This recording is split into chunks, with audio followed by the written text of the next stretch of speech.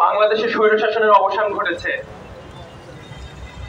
কিন্তু আমরা দেখেছি এই রাষ্ট্র যখন স্বাধীন হয় আজকে থেকে 53 বছর আগে, আমাদের অঙ্গীকার ছিল পাকিস্তান রাষ্ট্রের যে দুঃশাসনের ভিতর দিয়ে এই রাষ্ট্রের মানুষ বসবাস করেছে সেখান থেকে বের হয়ে এসে নতুন একটি বাংলাদেশ গড়ার। কিন্তু স্বাধীনতার এত বছর পরেও যারা বারংবার এই রাষ্ট্রের শাসক গোষ্ঠী হিসাবে এসেছে, তারা বাংলাদেশের জনগণকে সেই কাঙ্ক্ষিত গন্তব্য, সেই কাঙ্ক্ষিত স্বপ্নের রাষ্ট্র কখনো নিয়ে যেতে পারেনি। সর্বশেষ যে স্বৈরাচার আমাদের উপর জেগে বসেছিল, সেই স্বৈরাচারের বিরুদ্ধে বাংলাদেশের ছাত্র সমাজ, আম জনগণ আন্দোলনের মাধ্যমে পতন ঘটিয়েছে।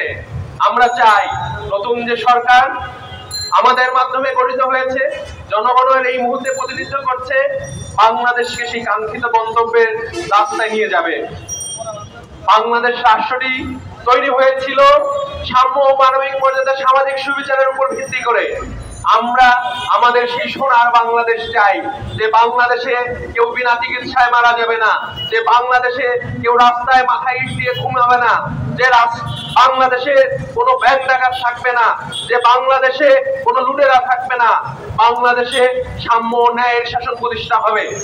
আমরা সুস্পষ্টভাবে বলতে চাই, গত এক মাসে স্বৈরা শাসক এবং তার দোসরেরা বাংলাদেশে যে গণহত্যা চালিয়েছে, শুধু আন্তর্জাতিক আদালতে নয়, বাংলাদেশে সেই বিচার করতে হবে। বাংলাদেশের অলিতে গলিতে যে স্বৈরাচারের দোসরেরা আছে, সেই দোসরদের খুঁজে খুঁজে বিচারের মুখোমুখি করতে হবে।